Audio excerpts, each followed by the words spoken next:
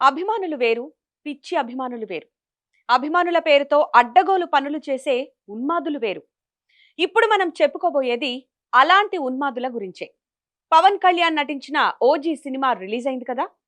ఇక్కడే కాదు, ప్రపంచవ్యాప్తంగా సినిమాను చూసేందుకు అభిమానులు కూడా పోటెత్తారు.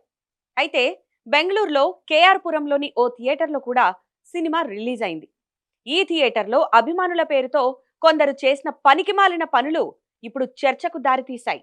ప్రీమియర్ షో చూసేందుకు వచ్చి కత్తితో స్క్రీన్ చింపేశారు కొందరు దుర్మార్గులు.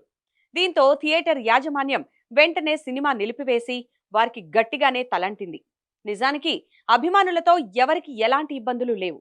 కానీ ఇలా అభిమానుల పేరు చెప్పుకొని పిచ్చెక్కిన వారిలా ప్రవర్తించే వారితోనే అటు హీరోలకు ఇటు నిజమైన ఫ్యాన్స్ కు కూడా ఇబ్బందులు. ఎక్కడైనా ఇలాంటి వ్యక్తులు కనిపిస్తే హీరోల అభిమానులు కొంచెం జాగ్రత్తగా ఉండాల్సిందే. ఎప్పుడు ఎలా ప్రవర్తిస్తారో కూడా తెలియని ఉన్మాదులుంటారు. అవసరమైతే అలాంటి వారిని కొంచెం దూరంగా పెట్టడం బెటర్.